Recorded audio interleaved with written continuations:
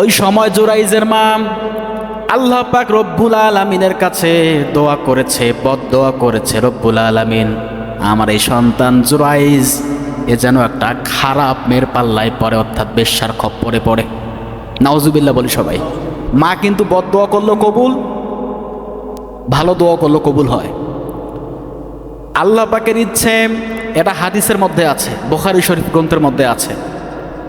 আল্লাহ পাকের ইচ্ছে কিছুদিন পর জুরাইজ, ওই জামানার মধ্যে কোনো খারাপ মানুষ থাকে, মহিলা মানুষ যারা দেহ ব্যবসায়ী, ওনাকে লাগিয়ে দিয়েছে তার পিছনে, যাও জুরাইজের সঙ্গে অপকর্ম করো। যে একজন আল্লাহর ওলি সব সময় ইবাদত খানায় গিয়ে শুধু ইবাদত করে, তামাম দিন খেয়ে না খেয়ে শুধু ইবাদত বন্দেগী করে, সবার থেকে সে আলাদা। কিন্তু ওই যে মায়ের কথা শুনলো না, যার কারণে তার অবস্থাটা দেখেন কি হয়। ওই মেয়ে লোকটা এসেছে জুরাইজের কাছে, এবার তাকে অফার করেছে কুকর্ম করার জন্য। জুরাইজ বলে, না, আমি মালিককে ভয় করি, আমার রবকে আমি ভয় করি, অপকর্ম করতে পারবো না, চলে যাও। পরবর্তীতে ওই মেয়ে লোকটা একটা রাখালের সাথে অপকর্ম করেছে, একটা সন্তান এসেছে, অবৈধ সন্তান পেটের মধ্যে, সন্তান ভূমিষ্ঠ হয়েছে। আর মানুষকে গিয়ে বলছে, দেখেন আপনারা যাকে আল্লাহর ওলি মানেন, ভালো মানুষ মনে করেন, তার সন্তান আমার পেটে এখন ভূমিষ্ঠ হয়েছে, ওই লোকটা খারাপ, এই সন্তানের পিতা হচ্ছে জুরাইজ, ওকে ধরেন। মানুষ সকল খেপে গিয়েছে।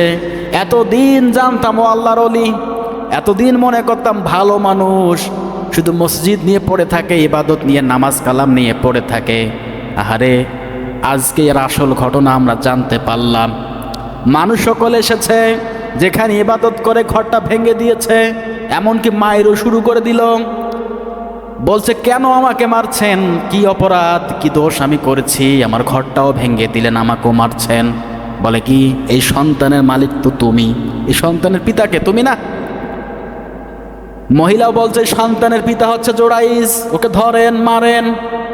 মা তো বদদোয়া করেছে। জুরাইজ সঙ্গে সঙ্গে মনে করলেন, আমার মা তো আমার জন্য বদদোয়া করেছিল, যেন কেলেঙ্কারি আমার লাইফে একটা ঘটে, খারাপ বেশ্যামের খপ্পরে যেন আমি পড়ি। আমার মায়ের দোয়া কবুল করে নিয়েছে কে? আল্লাহ। এবার জুরাইজ বলছে, ঠিক আছে মারেন, সমস্যা নাই, আমাকে 2 রাকাত নামাজ পড়ার সময় দেন।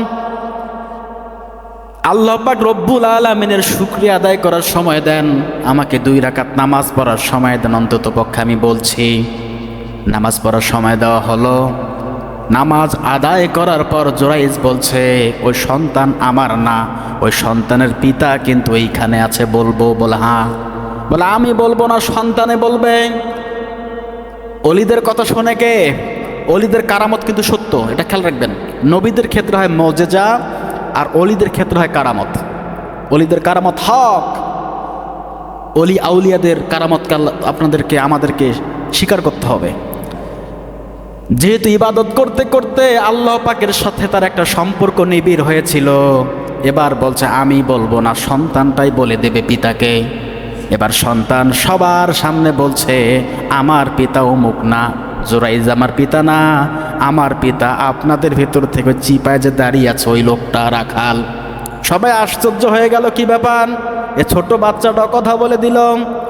এরপর সবাই এসে মাফ চায়, ক্ষমা চায়, ভুল হয়ে গেছে, মাফ করে দেন, আপনার ইবাদতখানা আমরা নষ্ট করে দিয়েছি, মাটির ঘর নষ্ট করে দিয়েছি, আমরা সোনার ঐক্য দিয়ে তৈরি করে দেব, ভুল হয়েছে, মাফ করে দেন, দরকার নেই, আমার ঘর মাটির যেমন ঘর ছিল ওই রকমই আবার বানিয়ে দেন, আমি আবার ইবাদত করব।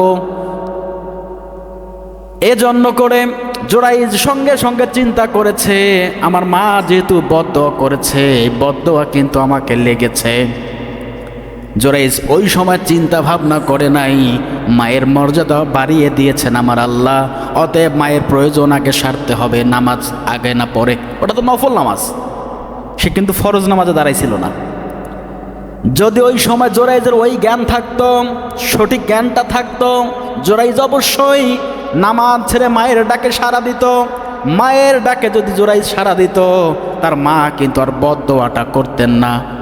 আল্লাহ পাক রব্বুল আলামিন জুরাইজকে বিপদে ফেলেছেন, কিন্তু আবারও উদ্ধার করে নিয়েছেন, কি নেন নাই বলেন? এজন্য জ্ঞান থাকা জরুরি।